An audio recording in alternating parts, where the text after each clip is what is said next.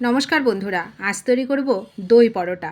দেখতে যেমন লোভনীয়, বেশ সুন্দর খাস্তা, আবার নরম তুলতুলে বেশ মুখরোচক একটা খাবার। যেমনভাবে খাবেন, যেটা দিয়ে খাবেন সেটা দিয়েই মজা করে খেতে পারবেন। বানানোটা খুবই সহজ। তো তার জন্য আমি প্রথমে একটা থালা নিলাম, তার মধ্যে আমি হাফ বাটির থেকে একটু বেশি ময়দা দিলাম।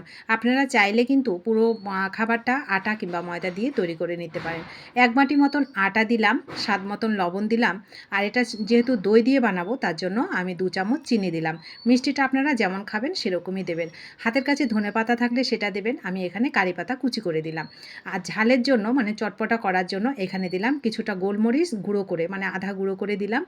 1 চামচ মতন ভাজা জিরের গুঁড়ো, কালারের জন্য একটু হলুদ, আর একটা মিডিয়াম সাইজের পেঁয়াজের হাফটা আমি একটু গ্রেট করে এর মধ্যে দিলাম। 1 চামচ মতন সাদা তেল এখানে দিলাম। দিয়ে সমস্ত উপকরণে কিন্তু আমি খুবই সামান্য সামান্য দিয়েছি। আপনারা চাইলে মশলার পরিমাপটা কিন্তু একটু বাড়িয়েও দিতে পারেন, সেক্ষেত্রে খাবারটা আরও বেশি ভালো লাগবে। তো আমি সুন্দর করে দেখুন ময়ামটা দিয়ে নিলাম। খাবারটা এইভাবেই আমি তৈরি করলে আমার কাছে বেশ ভালো লাগে। এখন তো সিজন চেঞ্জে সবারই মুখে রুচি নেই। তো রুচির জন্য আপনারা এইভাবে কিন্তু দই পরোটা তৈরি করে খেতে পারেন। খাবারটা যেমন হেলদি হয় তেমনি কিন্তু টেস্টি।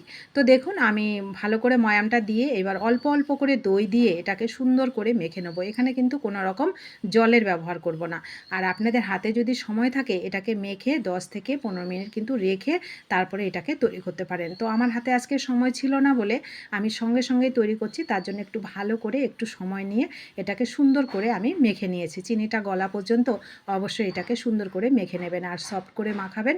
দেখবেন পরোটাগুলো দীর্ঘক্ষণ রেখে দিলেও একই রকম স্বাদেও কোনো তফাৎ হবে না, আর একই রকম নরম সফট থাকবে। তো মাখা হয়ে গেলে এবার আমি ছোট ছোট লেচি করে নিয়েছি।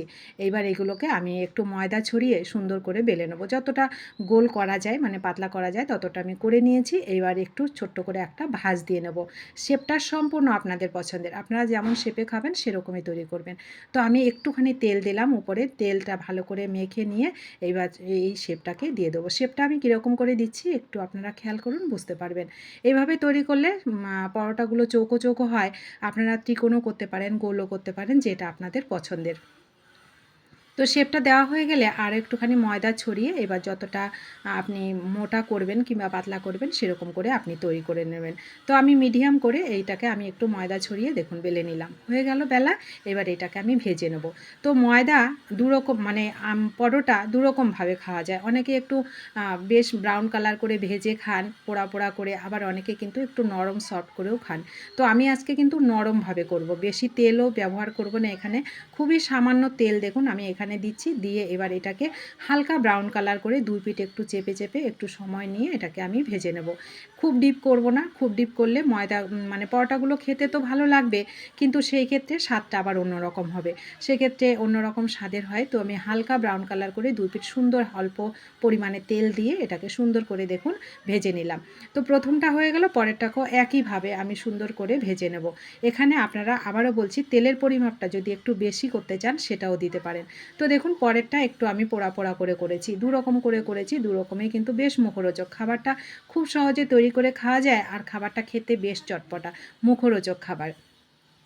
ঝালটা আমি অল্প দিয়েছি, গোলমরিচের গুঁড়ো দিয়েছি, আপনারা লঙ্কা কিংবা যে কোনো কিছু ঝালের জন্য ব্যবহার করতে পারেন, আরও ঝাল বেশি খেলে সেটাও দিতে পারেন।